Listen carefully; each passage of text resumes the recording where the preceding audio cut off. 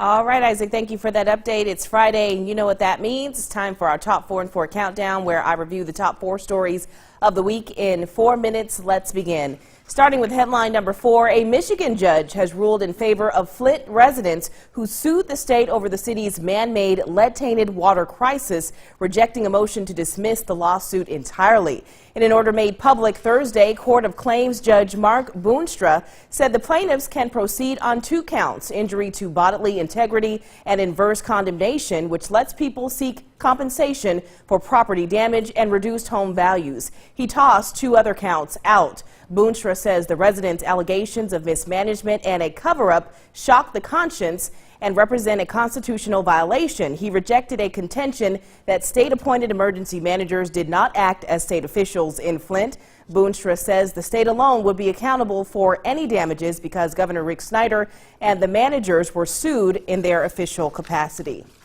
Up next, headline number 3, the search for an Oklahoma man wanted in a string of killings, shootings, and carjackings is in its 5th day, and authorities say they have no idea where he is. Very scary situation out in Oklahoma. Michael Dale Vance Jr. is wanted on multiple charges, including 2 counts of first-degree murder for the near decapitations of 2 relatives in the town of Luther that Oklahoma County Sheriff John Wetzel described as rage killings. The 38-year-old Vance was last seen early Monday about 30 miles from the Texas border in western Oklahoma.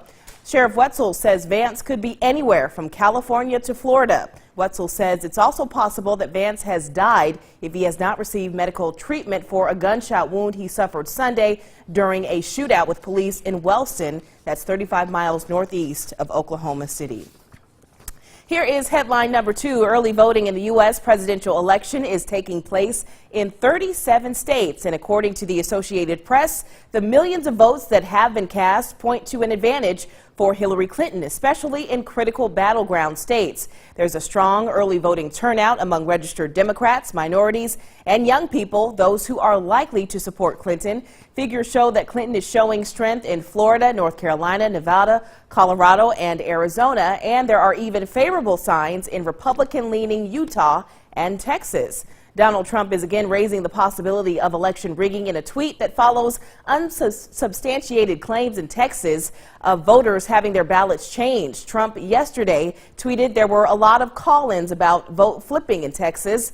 He also said there were big lines and people are not happy at the polls. Well, Hillary Clinton's campaign is under new pressure because of apparent leaked emails from WikiLeaks that raised more questions about payments to the Clinton Foundation.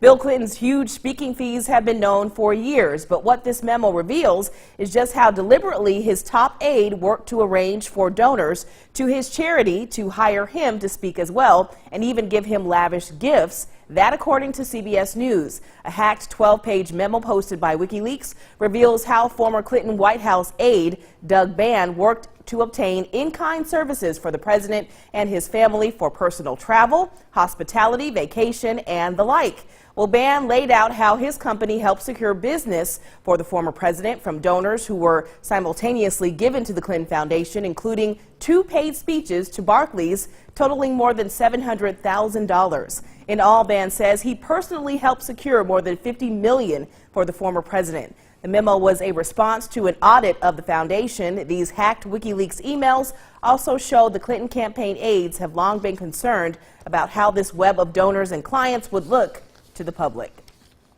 Well, be sure to join me next week. I'll be counting down a new list of interesting stories and headlines that everyone is talking about. These stories will consist of breaking news, politics, current events, and all the other stuff in between that you may have missed. We'll be right back after this.